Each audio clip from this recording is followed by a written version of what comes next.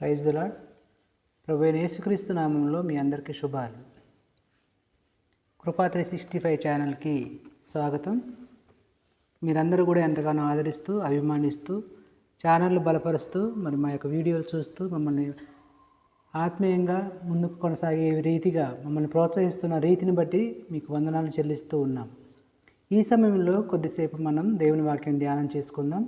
కొన్ని మాటలు ఈరోజు దేవుడు మన హృదయంలో పెట్టిన మాటలను ఏ విధంగా మరి అవి ఆచరించాలి, ఏ విధంగా పాటించాలి అనే విషయాన్ని దేవుడు మనకు బోధిస్తున్నాడు. కాబట్టి ప్రియమైన దేవుని బిడ్డలారా, కొన్ని మాటలు ఈ సమయంలో మనం ధ్యానం చేసుకుందాం. ప్రతి క్రైస్తవుడు కూడా నేను దేవుని బిడ్డ అని చెప్పుకుంటాడు. అవునా కాదండి? ప్రతి క్రైస్తవుల నోట నుంచి వచ్చే మాటే అది, నేను దేవుని బిడ్డను, నేను దేవుని బిడ్డను అని చెప్పుకుంటూ ఉంటారు. ఎక్కడ 10 మందిలో, సమాజంలో, సొసైటీలో, బయట ఎక్కడ నలుగురు ఉంటే అక్కడ వాళ్ళ మధ్యలో నేను దేవుని బిడ్డ అని గొప్పగా చెప్పుకుంటాడు. ఓకే, ఫైన్, బాగుంది. కానీ మరి పరిశుద్ధ గ్రంథం ఏం చెప్తుంది? దేవుని బిడ్డలు ఎలా ఉండాలి, అసలు దేవుని బిడ్డలు ఎలా ఉంటారు అని పరిశుద్ధ గ్రంథం చెప్తుంది అనేది ఒకసారి మనం లేఖనాలను పరిశీలించడం చేసినట్టయితే చూద్దాం. దేవుని గ్రంథంలో అసలు ఏముంది, దేవుని బిడ్డల గురించి ఏమని రాసి ఉంది, దేవుని బిడ్డలు అంటే ఎవరు, వారు ఎలా ఉండాలి అనేది ఒకసారి మనం పరిశీలన చేద్దాం. రోమపత్రిక 12వ అధ్యాయము 18వ వచనంలో ఒక మాట ఉంది. రోమపత్రిక 12వ అధ్యాయము 18వ వచనం, శక్యమైతే మీ చేతనైనంత మట్టుకు సమస్త మనుషులతో సమాధానముగా ఉండుడి. Praise the Lord. హల్లెలూయా. దేవునికి మహిమ కలుగును గాక. చూడండి, చాలా సుస్పష్టంగా శక్యమైతే మీ చేతనైనంత మట్టుకు సమస్త మనుషులతో సమాధానముగా ఉండుడి. దేవుని బిడ్డలతో దేవుడు మాట్లాడుతున్నటువంటి మాట. నేను దేవుని బిడ్డను అని గొప్పగా చెప్పుకునేటువంటి ప్రతి వ్యక్తితో కూడా దేవుడు మాట్లాడుతున్నటువంటి మాట ఏంటంటే, శక్యమైతే మీ చేతనైనంత మట్టుకు సమస్త మనుషులతో సమాధానముగా ఉండుడి. కదా, చేతనైనంత మట్టుకి సమస్త మనుషులతో, ఒక్కరితోటి, ఇద్దరితో, ముగ్గురితో కాదండి, లేదా నీ చుట్టూ ఉన్న వాళ్ళతో కాదు, నీ కుటుంబంతో కాదు, సమస్త మనుషులతోటి సమాధానముగా ఉండాలి. ఇది పెద్ద టాస్క్. ఇది ఒక క్రైస్తవుడిగా, ఒక దేవుని బిడ్డగా నువ్వు చలామణి కావాలంటే ఇది చాలా పెద్ద టాస్క్. ఈ టాస్క్లో నువ్వు క్వాలిఫై అయితే అప్పుడు దేవుని బిడ్డ అని చెప్పుకోవడానికి కొంచెం అవకాశం ఉంటుంది. కానీ ఇక్కడే మనం ఫెయిల్ అయిపోతాం కదా. చాలామంది క్రైస్తవులుగా దేవుని పిల్లలముగా అని చలామణి అవుతున్నటువంటి మనము ఇక్కడే ఫెయిల్ అయిపోతున్నాం. మొట్టమొదటి దశలోనే ఫెయిల్ అయిపోతున్నాం. చెప్పుకోవడానికి బాగానే చెప్పుకుంటాం గొప్ప మాటలు, చాలా గొప్పగా, గంభీరంగా, భీకరంగా, పెద్ద స్వరంతో కదా, నేను దేవుని బిడ్డనయ్యా, నేను పరిశుద్ధుణ్ణి, ఆ దేవుడు నన్ను కొన్నాడు, తన రక్తాన్ని ఇచ్చి నన్ను కొన్నాడు, నా కొరకు తన ప్రాణాన్ని సిలువలో పెట్టాడు అని మనం చాలా గొప్పగా చెప్పుకుంటాం.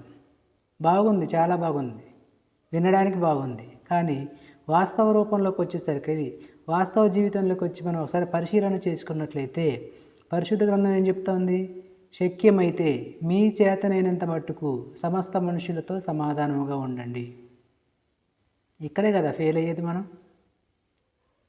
ముందు మన ఇంట్లో సమాధానం ఉండదు, తర్వాత మన చుట్టూ ఉన్న వారితో సమాధానం ఉండదు, సంఘంలో ఉన్న వాళ్ళతో సమాధానం ఉండదు, సమాజంలో ఉన్న వాళ్ళతో సమాధానం ఉండదు. కానీ మనం దేవుని బిడ్డలం. అదెలా సాధ్యం అండి? అసలు దేవుని బిడ్డ అవ్వాలి అంటే ఇక్కడ ఈ వాక్యం ఈ విధంగా మాట్లాడుతుంది. కానీ మనం దేవుని బిడ్డ అని చెప్పుకోవడానికి మనం ఏమాత్రం వెనకడుగు వేయకోకుండా నిస్సంకోచంగా చాలా గొప్పగా చెప్పుకుంటూ ఉంటాం. కానీ దేవుని మాట ఏం చెప్తా ఉంది? శక్యమైతే మీ చేతనైనంత మట్టుకు సమస్త మనుషులతోటి సమాధానంగా ఉండండి అంటుంది. అలాగే ఇంకొన్ని మాటలు చూసినట్లయితే హెబ్రీ పత్రిక 12వ అధ్యాయము 14వ వచనంలో ఇంకో చక్కటి మాట ఉంది. హెబ్రీ పత్రిక 12వ అధ్యాయము 14వ వచనము, అందరితోనూ సమాధానమును పరిశుద్ధతయు కలిగి ఉండుటకు ప్రయత్నించండి, పరిశుద్ధత లేకుండా ఎవడును ప్రభువును చూడడు. హల్లెలూయా, హల్లెలూయా. దేవునికి మహిమ కలుగును గాక. మొదటగా ఏమంటున్నాడు? అందరితో సమాధానంగా ఉండాలి అని అంటున్నాడు ప్రభు. ఆ టాస్క్ ఒకవేళ నువ్వు విజయవంతంగా కంప్లీట్ చేస్తే సెకండ్ టాస్క్ ఇస్తున్నాడు. ఏంటది? పరిశుద్ధంగా జీవించాలి. పరిశుద్ధంగా ఉండాలి. నువ్వు పరిశుద్ధంగా లేకపోతే అసలు నువ్వు ప్రభువును చూడవాట ముందు. పరిశుద్ధత లేకుండా ప్రభువును ఎవడు చూడడం కుదరదు కదా. మొట్టమొదటిగా సమస్త మనుషులతో సమాధానంగా ఉన్నప్పుడు నీకు సెకండ్ టాస్క్ ప్రారంభమైంది. ఏంటి? నువ్వు ప్రభువును చూడాలంటే పరిశుద్ధంగా ఉండాలి కదా. అందరితో సమాధానమును పరిశుద్ధతయు కలిగి ఉండుటకు ప్రయత్నించుడి. పరిశుద్ధత లేకుండా ఎవడును ప్రభువును చూడడు. ప్రయత్నించుడి అని ఇక్కడ ఉన్నది కదా అని ప్రయత్నం చేసి వదిలేయటం కాదండి, ఖచ్చితంగా చేయాల్సింది ఇది. మొట్టమొదటిగా అందరితోటి సమస్త మనుషులందరితోటి సమాధానముగా ఉండాలి. రెండవదిగా నీ పరిశుద్ధతను నువ్వు కాపాడుకుంటూ ఉండాలి. హల్లెలూయా, దేవునికి మహిమ కలుగునుగాక. ప్రియమైన దేవుని పిల్లలారా, దేవుని బిడ్డలారా, నా యొక్క తోటి సహోదరులారా, మీ అందరికీ ప్రేమపూర్వకంగా మనవి చేస్తున్నాను. ప్రభు మాట్లాడుతున్నటువంటి మాటలు చాలా జాగ్రత్తగా ఆలకించాలి. విని వదిలేయటం కాదండి, ఏదో వీడియో వచ్చింది కదా చూస్తున్నా అని టైంపాస్గా చూడడం కాదండి. ఈ దేవుని మాట నీ యొద్దకు చేరిందంటే నీలో ఇంకా ఏదో సరి చేసుకోవాల్సినటువంటి విషయం ఉన్నదని అర్థం. సరి చేసుకోవాలి తప్పకుండా. మొట్టమొదటిగా సమస్త మనుషులందరితోటి నువ్వు సమాధానంగా ఉండాలి. రెండవదిగా నీ పరిశుద్ధతను నువ్వు కాపాడుకోవాలి. అసలు ఎందుకు ఈ మాటలు చెప్తున్నాడంటే దేవుని బిడ్డలు ఎలా ఉండాలి అనే ప్రశ్నకు సమాధానంగా ఈ మాటలన్నీ దేవుడు చెప్తున్నాడు. నేను దేవుని బిడ్డని గొప్పలు చెప్పుకునే వాళ్ళందరికీ ఇది ఒక సమాధానం. ఏంటి? అసలైన దేవుని బిడ్డలు ఎలా ఉండాలి అనేది దేవుని వాక్యం మాట్లాడుతూ ఉన్న మాట ఇది.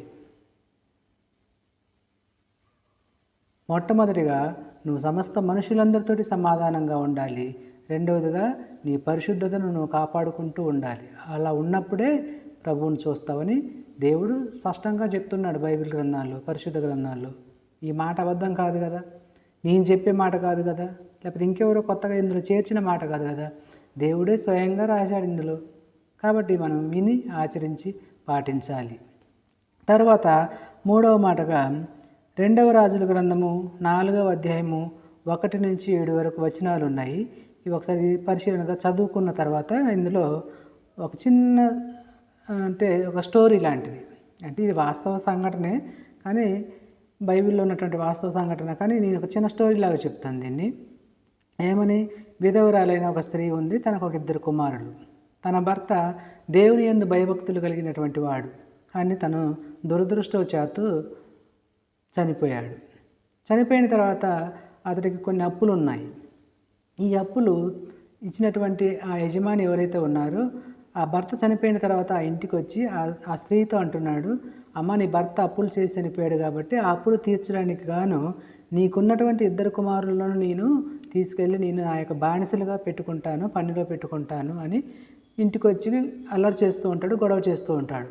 అప్పుడు ఎలీషా ప్రవక్త అక్కడ ఉన్నప్పుడు ఆ స్త్రీ వెళ్ళి, అయ్యా, నా భర్త ఎంత భయభక్తులు కలిగిన వాడో దేవుని యందు నీకు తెలుసు కదా, మరి ఇప్పుడు నా భర్త చనిపోయిన తర్వాత అప్పుల వాళ్ళు వచ్చి నా ఇంటి మీద పడి నా 2 కుమారులను కూడా తీసుకెళ్ళి తమకు బానిసలుగా ఉంచుకుంటామని చెప్తున్నారు, ఇప్పుడు నేనేం చేయాలయ్యా అని అడిగినప్పుడు, నేను నీకేం చేయగలనని నువ్వు అనుకుంటున్నావమ్మా అని మరలా ప్రవక్త ప్రశ్నించినప్పుడు ఇక ఆమె మరలా ప్రవక్తే మళ్ళీ ఇంకొక మాట అంటాడు. ఏమని? నీ దగ్గర ఏమున్నదో అది నాకు చెప్పు అంటే, నా ఇంట్లో కుండలో కొద్దిగా నూనె తప్ప ఇంకా నా దగ్గర ఏమీ లేదయ్యా అని చెప్తుంది ఆమె. చెప్పినప్పుడు సరే, ఇంట్లో ఉన్న కుండలు ఇంకా చుట్టుపక్కల వాళ్ళ దగ్గర ఉన్న అన్ని కుండలు కూడా అన్ని ఒక దగ్గర పోగేసి పెట్టు అని చెప్పినప్పుడు ప్రవక్త వచ్చి ప్రార్థన చేసినప్పుడు ఆ కుండలన్నీ కూడా నూనెతో నింపబడతాయి. తన ఇంట్లో ఉన్న కుండలు మాత్రమే కాకుండా చుట్టుపక్కల వాళ్ళ దగ్గర అరువుకు తెచ్చిన కుండలు కూడా నింపబడతాయి. అప్పుడు ప్రవక్త అంటాడు, నువ్వు వెళ్ళి ఈ నూనె మొత్తం అమ్మి వచ్చిన డబ్బుతోటి అప్పు తీర్చి మిగిలిన డబ్బుతోటి నువ్వు నీ కుమారులు జీవనం కొనసాగించండి అని చెప్తాడు. ఇదంతా మీకు ఎందుకు చెప్తున్నానంటే ప్రియమైన దేవుని బిడ్డలారా, ఇక్కడ ప్రవక్త తనకు చేతనైనంత సహాయం చేశాడు ఆ తల్లికి. ప్రభు కూడా అదే అంటున్నాడు, శక్యమైతే మీ చేతనైనంత మట్టుకు సమాధానముగా ఉండండి అని మనం మొదటి మాటలో విన్నాం కదా. ఇక్కడ కూడా అదే, శక్యమైతే మీ చేతనైనంత మట్టుకు ఎదుటివారికి సహాయం చేయండి. ప్రవక్త అదే చేశాడు. ఇప్పుడు తన దగ్గర ఏమీ లేదు, వెండి లేదు, బంగారం లేదు, ఆస్తిపాస్తులు లేవు, డబ్బు లేదు, ఏమి లేదు. కానీ తనకు ఏదైతే శక్తి ఉందో ఆ శక్తిని ఉపయోగించి దేవుని ద్వారా అక్కడ ఒక గొప్ప అద్భుత కార్యాన్ని జరిగించి ఆ కుటుంబాన్ని ఆ యొక్క ఆర్థిక సమస్యల నుంచి విడిపించాడు. కానీ మనం ఈ రోజులలో ఎలాగుందంటే పరిస్థితి, మన దగ్గర సమృద్ధిగా, కొందరి దగ్గర సమృద్ధిగా డబ్బు ఉంటుంది. ఎవరైనా వచ్చి అప్పు అడిగితే మా దగ్గర లేదు, మాకే ఇంట్లోకి వెసులుబాటు లేకుండా ఉంది, మేమే ఇబ్బందుల్లో ఉన్నామని అబద్ధాలు మాట్లాడుతూ ఉంటారు. సహాయం చేయాలనే మనసు ఉండదు. మళ్ళీ ఇదంతా ఎక్కడ జరుగుతుందంటే క్రైస్తవ సమాజంలోనే జరిగింది, క్రైస్తవుల ఇళ్ళలోనే జరిగింది. వడ్డీలకు ఇవ్వడం, వడ్డీ వ్యాపారాలు చేయడం. సమృద్ధిగా ఉన్నది కదా, దేవుడికి సమృద్ధిగా ఇచ్చినప్పుడు అందులో కొంచెం అప్పుగా ఇవ్వు. కానీ మనం అట్లా చేయం, వడ్డీ వ్యాపారాలు చేయడం. దేవుని వాక్యం వింటున్నాం, దేవుని మందిరానికే వెళ్తాం, వడ్డీ వ్యాపారాలు చేస్తూ ఉంటాం, అత్యాశ. కానీ ఇదంతా ఏదో ఒకరోజు నీ నాశనాన్ని కొని తెస్తుంది అన్న విషయాన్ని నువ్వు మర్చిపోవద్దు ప్రియమైన దేవుని బిడ్డ. వాక్యం మాట్లాడుతూ ఉన్నది ఈరోజు నీతోటి సూటిగా, స్పష్టంగా. నీ చేతనైనంత మట్టుకు సహాయం చేయాలి. దేవుని బిడ్డలకు ఉండాల్సిన లక్షణం అదే కదా. దేవుని బిడ్డలు ఎలా ఉండాలి అనే మన వాక్య భాగం ద్వారా ఈరోజు దేవుడు నీతో ఏం మాట్లాడుతున్నాడు? సమస్త మనుషులందరితోటి సమాధానముగా ఉండాలి, నీ పరిశుద్ధతను నువ్వు కాపాడుకోవాలి, నీ చేతనైనంత సహాయం ఎదుటి వారికి చేయాలి. నీ చేతనైందే చెయ్యి. నీ దగ్గర ఒక 10 రూపాయలు అంటే ఒక 2 రూపాయలు ఇయ్యి, ఒక 100 రూపాయలు అంటే ఒక 10 రూపాయలు సహాయం చెయ్యి. అది కూడా అప్పుగానే ఇయ్యి, తర్వాత మళ్ళీ వాళ్ళు తీసుకొచ్చి నీకు ఇచ్చేస్తారు. కానీ ఆ 10 రూపాయలు ఇస్తూ కూడా దానికి నువ్వు వడ్డీ వసూలు చేసావనుకో, నీ దగ్గర నుంచి దేవుడు చక్ర వడ్డీ వసూలు చేస్తాడు. అది ఏ రోగం రూపంలో కావచ్చు, ఇంకే ఇబ్బంది రూపంలో అయినా కావచ్చు, ఖచ్చితంగా దేవుడు నీ దగ్గర నుంచి ఆ డబ్బును వసూలు చేస్తాడు అన్న విషయాన్ని నువ్వు మర్చిపోవద్దు. ముఖ్యంగా క్రైస్తవులే గిరిగిరి వ్యాపారాలు చేయడం, వడ్డీ వ్యాపారాలు చేయడం ఎక్కడుందని బైబిల్లో ఇవన్నీ చేయమని? నిజంగా నువ్వు దేవుని బిడ్డవా? దేవుని నమ్మిన వ్యక్తివా? పరిశీలన చేసుకుంటున్నావా ప్రతిరోజు? లేదా సంపాదన ముసుగులో పడి, సంపాదన మోజులో పడి నువ్వు దేవుణ్ణి మర్చిపోయే స్థితిలో ఉన్నావా? అయితే ఈరోజు నీకు ఒక హెచ్చరిక, దేవుని వాక్యం నిన్ను హెచ్చరిస్తూ ఉంది. సరిచేసుకో, ఇకనైనా సరిచేసుకునే అవకాశం నీ దగ్గరకు వచ్చినప్పుడు సరిచేసుకోవాలి తప్పకుండా. దేవుని బిడ్డలు ఎలా ఉండాలి అంటే సమస్త మనుషులందరితోటి సమాధానంగా ఉండాలి, నీ పరిశుద్ధతను నువ్వు కాపాడుకుంటూ జీవించాలి, నీ చేతనైనంత సహాయము చేయాలి. ఇక్కడ ప్రవక్త అదే చేశాడు, తన చేతనైన సహాయం ఆ విధవరాలకు చేశాడు. ఆమె ఆ సహాయం వల్ల ఆర్థిక సమస్యల నుంచి విడిపించబడమే కాకుండా తనతో పాటు తన 2 కుమారులు కూడా బ్రతకడానికి ఒక మంచి అవకాశం ఆ ప్రవక్త ఇచ్చాడు. అలాంటి మనసు మనం కలిగి ఉండాలి ప్రియమైన దేవుని బిడ్డలారా. ఇంకో విషయం చూసుకుంటే యాకోబు పత్రిక 3వ అధ్యాయం 17వ వచనం ఉంది. యాకోబు పత్రిక 3వ అధ్యాయం 17వ వచనంలో ఒక మాట ఉంది. అయితే పైనుండి వచ్చు జ్ఞానము మొట్టమొదట పవిత్రమైనది, తర్వాత సమాధానకరమైనది, మృదువైనది, సులభముగా లోబడునది, కనికరముతోనూ మంచి ఫలములతోనూ నిండుకున్నది, పక్షపాతమైనను వేషధారణ అయినను లేనిదయ్యున్నది. ఏంటిది ఇది? జ్ఞానము. ఎక్కడి నుంచి వచ్చే జ్ఞానం ఇది? పైనుండి వచ్చే జ్ఞానము. ఈ జ్ఞానం ఎవరిలో ఉంటుందంటే దేవుని బిడ్డలలో మాత్రమే ఉంటుంది. దేవుని బిడ్డలు కాని వారిలో ఈ జ్ఞానం ఉండదు. లోకానుసారమైన జ్ఞానం ఉంటుంది. ఆ లోకానుసారమైనటువంటి జ్ఞానము నిన్ను ఎక్కడ తీసుకెళ్తుందంటే అత్యాశ వైపు నడిపిస్తూ ఉంటుంది, పొరపాట్లు చేయడానికి తప్పటడుగులు వేపిస్తూ ఉంటుంది, అనాలోచిత నిర్ణయాలు తీసుకోవడానికి అవకాశం కల్పిస్తూ ఉంటుంది. ఈ లోకంలో నువ్వు విచ్చలవిడిగా జీవించడానికి నీకు ఒక మంచి మార్గాన్ని ఏర్పాటు చేస్తూ ఉంటుంది ఈ లోకానుసారమైనటువంటి జ్ఞానము. కానీ పైనుండి వచ్చేటువంటి జ్ఞానము ఏం బోధిస్తూ ఉందయ్యా నీకు అంటే అది పవిత్రంగా ఉంటుందంట. అంటే ఆ జ్ఞానం పవిత్రంగా ఉండడమే మాత్రమే కాదు, నిన్ను పవిత్రంగా ఉంచుతుంది. తర్వాత అది సమాధానకరమైనదనమాట. అంటే నీలో శాంతిని, సమాధానాన్ని నింపుతుంది. ఆటోమేటిక్గా నీలో శాంతి, సమాధానం అనేది ఉంటే ఖచ్చితంగా నువ్వు ఇతరులందరితో కూడా సమాధానంగా ఉంటావు. అది మృదువుగా ఉంటుంది, లోబడదనమాట. ఈ లోకంలో ఉన్నటువంటి ఆశలకు, కోరికలకు లోబడేటువంటి జ్ఞానము కాదది. తర్వాత కనికరముతోనూ మంచి ఫలములతోనూ నిండుకొని ఉంటుంది. ఆ పైనుండి వచ్చినటువంటి జ్ఞానం కలిగినటువంటి మనుషుల్లో ఏముంటుందయ్యా అంటే కనికరము, మంచి ఫలాలు ఉంటాయంట. తర్వాత పక్షపాతము కానీ, వేషధారణ అయినా కానీ ఆ జ్ఞానములో ఉండదు. అటువంటి జ్ఞానాన్ని పొందుకొని ఉండాలి. ఎవరు ఈ జ్ఞానాన్ని పొందుకుంటారు అంటే దేవుని బిడ్డలు. దేవుని బిడ్డలమని చెప్పుకునే వాళ్ళు ఎవరైతే ఉన్నారో ఈ సమాజంలో, నేను చెప్పే కదా మొట్టమొదట, మేము దేవుని బిడ్డలమని గొప్పలు చెప్పుకునే వాళ్ళలో ఈ లక్షణాలన్నీ ఉండాలి. ఇవి లేకపోతే వాళ్ళు దేవుని బిడ్డలు కాదు. ఆ మాట వదిలేయండి, అసలు చెప్పాల్సిన అవసరం కూడా లేదు. మీరు ఇవన్నీ ఉన్నప్పుడే మీరు దేవుని బిడ్డలు అవుతారు. ఇంకొక మాట, చక్కని మాట కూడా ఉంటుంది. మొదటి పేతురు పత్రిక మొదటి అధ్యాయం 15-16 వచనాలలో, మొదటి పేతురు పత్రిక మొదటి అధ్యాయము 15-16 వచనాలలో, కాగా మీరు విధేయులకు పిల్లలై మీ పూర్వపు అజ్ఞానపు దశలో మీకుండిన ఆశలను అనుసరించి ప్రవర్తింపక, మిమ్మల్ని పిలిచిన వాడు పరిశుద్ధుడయ్యున్న ప్రకారము మీరును కూడా సమస్త ప్రవర్తన యందు పరిశుద్ధులై ఉండుడి. అర్థమైందా ఈ మాట? కాగా మీరు విధేయులకు పిల్లలై మీ పూర్వపు అజ్ఞానపు దశలో మీకుండినటువంటి ఆశలను అనుసరించి, పూర్వపు విజ్ఞానపు దశలో, పూర్వపు మీకున్నటువంటి జ్ఞానం ఏదైతే ఉందో ఆ జ్ఞానం అజ్ఞానమైనది. ఆ అజ్ఞానపు దశలో మీరు ఉన్నారు కదా, ఆ దశలో ఉన్నప్పుడు మీకున్న ఆశలు ఏవైతే ఉన్నాయో ఆ ఆశలను అనుసరించి ప్రవర్తించకుండా మిమ్మును పిలిచిన వాడు, ఎవరు మిమ్మును పిలిచింది? పరిశుద్ధుడైన దేవుడు కదా. ఆ పిలుపును అందుకొని ఆయన పరిశుద్ధుడయ్యున్న ప్రకారముగా మీరును సమస్త ప్రవర్తన యందు పరిశుద్ధులై ఉండుడి. హల్లెలూయా. ఇక ఇంతకంటే వివరంగా ఎక్కడ రాసి లేదండి బైబిల్లో. చక్కటి వివరణ కదా.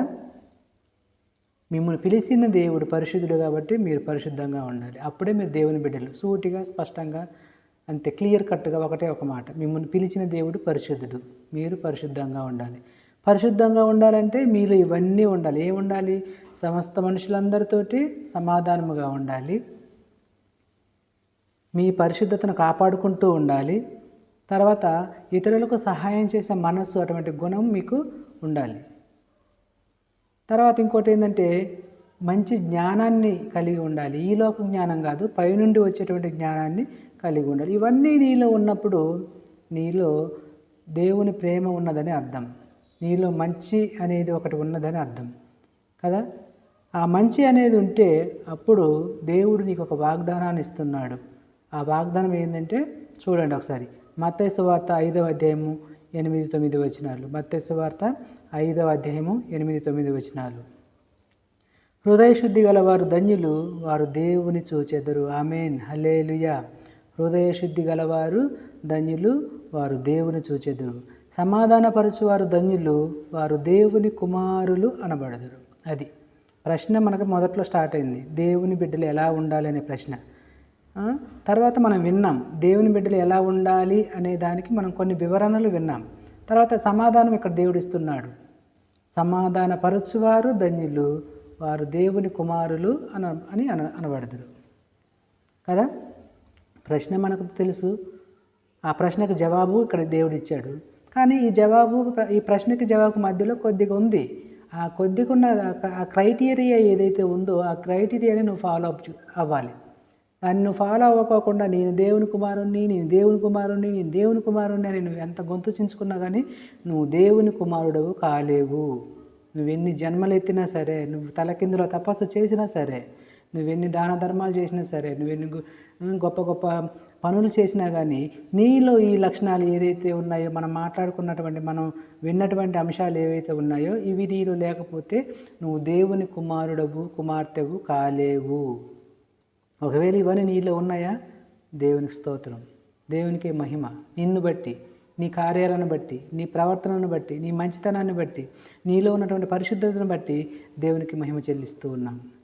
ఒకవేళ ఇవన్నీ లేకపోతే ఇకనైనా సరి చేసుకోవాలి, ఇకనైనా అవన్నీ ఉండేలాగా చూసుకోవాలి. ఆ పరిశుద్ధత ఎలాగో కాపాడుకోవాలో, అందరితోటి ఎలాగో సమాధానంగా ఉండాలో, పైనుండి వచ్చేటువంటి జ్ఞానం వలన నిన్ను నువ్వు ఎలా పరివర్తన చెందించుకోవాలో ఇవన్నీ నువ్వు నేర్చుకొని అవలంబించి పాటించినప్పుడు అప్పుడు మత్తయి సువార్త 5వ అధ్యాయం 8-9 వచనాల ద్వారా దేవుడు నీతో మాట్లాడతాడు. ఏమని? హృదయ శుద్ధి గలవారు ధన్యులు, వారు దేవుని చూచెదరు. సమాధానపరచువారు ధన్యులు, వారు దేవుని కుమారులు అనబడదురు కదా. అయితే ఈ వాక్యం ఇదంతా విన్న తర్వాత మీకు ఒక సూటిగా ఒక ప్రశ్న నేను పరిశుద్ధ గ్రంథం నుంచి అడగాలని ఆశపడుతున్నాను. ప్రియమైన దేవుని బిడ్డలారా, మొదటి పేతురు పత్రిక 3వ అధ్యాయం 13వ వచనంలో ఒక ప్రశ్న ఉంది. మొదటి పేతురు పత్రిక 3వ అధ్యాయము 13వ వచనంలో ఒక ప్రశ్న, మీరు మంచి విషయములలో ఆసక్తి గలవారైతే మీకు హాని చేయువాడు ఎవడు? హల్లెలూయా. దేవునికి మహిమ కలుగును గాక. మరొకసారి, మీరు మంచి విషయములలో ఆసక్తి గలవారైతే మీకు హాని చేయువాడు ఎవడు? ఇప్పుడు చెప్పండి. నిజంగా మీరు చేసే అన్ని మంచి పనులైతే అసలు మీకు ఈ లోకంలో హాని చేసే వాళ్ళు ఎవరుంటారండి? దేవుడు ఈ ప్రశ్న అడుగుతున్నాడు నిన్ను. నాకు శత్రువులు ఉన్నారు ప్రభువా, నా శత్రువుల నుంచి నన్ను కాపాడు ప్రభువా, అది ఇదని మనం ప్రార్థన చేస్తూ ఉంటాం కదా. నిజంగా మనం మంచి పనులు చేస్తుంటే శత్రువులు ఎక్కువగా ఉండరు, తక్కువగా ఉంటారు చాలా వరకు. అయితే ఆ తక్కువలో కూడా ఎందుకు తక్కువ మంది ఉంటారంటే, కొంతమందిని సాతాను కావాలని పుట్టిస్తుంది. మనలో ఏ తప్పు లేకపోయినా కానీ కొంతమందిని పుట్టిస్తుంది, నిందారోపణ చేస్తుంది మన మీద. అవన్నీ దేవుడు చూసుకుంటాడు, దేవుడికి వదిలేస్తే దేవుడు చూసుకుంటాడు ఖచ్చితంగా. అయితే దేవుడు ఇక్కడ నిన్ను అడుగుతున్నటువంటి ప్రశ్న ఏంటంటే, మీరు మంచి విషయంలో ఆసక్తి గలవారైతే మీకు హాని చేయువాడు ఎవడు? అయితే సమాధానం కూడా పరిశుద్ధ గ్రంథం నుంచి మనం వెతుకుదాం. సామెతల గ్రంథము 16వ అధ్యాయం 7వ వచనంలో ఈ ప్రశ్నకు ఒక సమాధానం ఉంది. చూద్దామా? సామెతల గ్రంథము 16వ అధ్యాయము 7వ వచనంలో ఈ ప్రశ్నకు సమాధానంగా ఒక మాట ఉంది. ఒకని ప్రవర్తన యెహోవాకు ప్రీతికరమగునప్పుడు ఆయన వాని శత్రువులను సహా వానికి మిత్రులుగా చేయును. హల్లెలూయా, హల్లెలూయా, దేవునికి మహిమ కలుగును గాక. చూసారా? ప్రశ్న ఏంది? మీరు మంచి విషయంలో ఆసక్తి గలవారైతే మీకు హాని చేయువాడెవడు అని ప్రశ్న ఇచ్చిండు దేవుడు. సమాధానంగా నీకు మళ్ళీ ఎక్కడో వెతుక్కోవాల్సిన పని లేకుండా దేవుడే నీకు సమాధానాన్ని ఇచ్చిండు. ఏంటి? ఒకని ప్రవర్తన యెహోవాకు ప్రీతికరమగునప్పుడు ఆయన వాని శత్రువులను సహా వానికి మిత్రులుగా చేయును. నీ ప్రవర్తన దేవునికి ఇష్టంగా ఉన్నప్పుడంట నీ శత్రువులందరినీ కూడా తీసుకొచ్చి దేవుడు నీకు మిత్రులుగా చేస్తాడంట. చప్పట్లు కొడదాం అసలు గట్టిగా. హల్లెలూయా, దేవునికి మహిమ కలుగునుగాక. చూశారండి? ఇదంతా అదే అసలు కాన్సెప్ట్ ఏంది మనది? దేవుని బిడ్డలు ఎలా ఉండాలి అనేది కాన్సెప్ట్. ఈ కాన్సెప్ట్లో భాగంగానే ఇదంతా వచ్చింది. ప్రశ్న కూడా ఇక్కడ పుట్టింది అందుకే కదా. అసలు నువ్వు మంచి విషయాలలో ఆసక్తి గలవాడైతే నీకు శత్రువుడు ఎవడయ్యా అని అడుగుతున్నారు ప్రభు. మరి సమాధానం కూడా మరి నువ్వు ఎక్కడి నుంచో వెతికి చెప్పాల్సిన అవసరం లేకుండా సమాధానం కూడా సామెతల గ్రంథం 16వ అధ్యాయం 7వ వచనంలో ఉంది. ఒకని ప్రవర్తన యెహోవాకు ప్రీతికరమైనప్పుడు ఆయన వాని శత్రువులను సహా వానికి మిత్రులుగా చేయును. శత్రువులందరినీ తీసుకొచ్చి నీకు మిత్రులుగా చేస్తాడంట. ఎప్పుడు? నీ ప్రవర్తన ముందు దేవునికి నచ్చాలంట. నీ శత్రువులకు కాదు నచ్చాల్సింది, నీ ఇరుగు పొరువారు కాదు, నీ చుట్టూ ఉన్న వాళ్ళందరూ కాదు, నీ సంఘంలో ఉన్న వాళ్ళకు కాదు. ఎవరికి నచ్చాలంట? దేవునికి నచ్చాలంట. నీ ప్రవర్తన దేవునికి నచ్చినప్పుడు నీ శత్రువులందరినీ కూడా నీకు మిత్రులుగా చేస్తానని నీకు వాగ్దానం చేస్తూ ఉన్నాడు. మరి ఈ వాగ్దానాన్ని ఎత్తిపట్టుకొని మనం ప్రార్థన చేయాలి. ప్రభువా, ఒకవేళ ఇప్పటి వరకు నాలో మరి ఉన్న లోపాలను బట్టి కానీ, నాలో ఉన్న అహంకారాన్ని బట్టి కానీ, నాలో ఉన్నటువంటి మీకు వ్యతిరేకమైనటువంటి పనులు చేసే తత్వాన్ని బట్టి కానీ ప్రభువా, నేను ఈరోజు వరకు మీకు దూరంగా ఉన్నానేమో, నేను కూడా ఒక దేవుని బిడ్డనే అనే భ్రమలో బ్రతుకుతున్నానేమో. కానీ నేను ఈ వాక్యం విన్న తర్వాత ప్రభువా, నాలో ఒక పశ్చాత్తాపం అనేది కలుగుతుంది. నేను నిజంగా దేవుని బిడ్డగా మారాలని అనుకుంటూ ఉన్నాను, నన్ను మార్చండి ప్రభువా అని నువ్వు ప్రార్థన చేసినప్పుడు ఖచ్చితంగా దేవుడు నీకు సహాయం చేస్తాడు. ప్రియమైన దేవుని బిడ్డ అయితే నువ్వు విశ్వాసంతో నమ్మకంతో ప్రభువుని అడగాలి. ప్రభువా, ఇంతవరకు నేను దేవుని బిడ్డ అనే ఒక భ్రమలో బ్రతుకుతున్నాను, కానీ నిజమైన వాక్యం నేను విన్న తర్వాత అయ్యా నేను అలాగ మారాలని ఆశపడుతున్నానయ్యా, నాకు సహాయం చేయవా అని అడిగినప్పుడు ఖచ్చితంగా దేవుడు నీకు సహాయం చేస్తాడు. నువ్వు మోకరించి ప్రార్థన చేసుకో, ఖచ్చితంగా దేవుడు నీకు సహాయం చేస్తాడు. ఇక నుంచి నువ్వు దేవుని బిడ్డగా అని గొప్పగా చెప్పుకునే అవకాశాన్ని నీకు దేవుడు కలిగిస్తాడు. ఈ మాటలు దేవుడు దీవించునుగాక. అలాగే ఈ మాటలు మీ అందరి హృదయాల్లో దేవుడు భద్రపరిచి ఫలింపజేయునుగాక. Thank you. వందనాలండి. ఈ వాక్యం మిమ్మల్ని ఆదరించినట్లయితే, ఆశీర్వాదకరంగా మీకు ఉన్నట్లయితే కృపా 365 ఛానల్ని సబ్స్క్రైబ్ చేసుకొని లైక్ చేయండి, షేర్ చేయండి. మీ ప్రార్థన అవసరతలు మాకు కామెంట్ రూపంలో తెలియజేస్తే మీకోసం మేము నిరంతరం ప్రార్థన చేస్తూ ఉంటాము. అలాగే ఈ వర్తమానం ఇంకా మరికొంతమందికి చేరేలాగున షేర్ చేసి మీరు ఈ ఛానల్కి సపోర్టుగా నిలబడినట్లయితే మేము ఇంకా ఉత్సాహంగా మరికొన్ని మంచి వర్తమానంతో మీ ముందుకు రావడానికి అవకాశం ఉంటుంది. అంతవరకు దేవుని కృపా కాపుదల మీకు నాకు మనందరికీ సదాకాలము తోడయుండి దీవించి ఆశీర్వదించి నడిపించును గాక. ఆమేన్, ఆమేన్, ఆమేన్.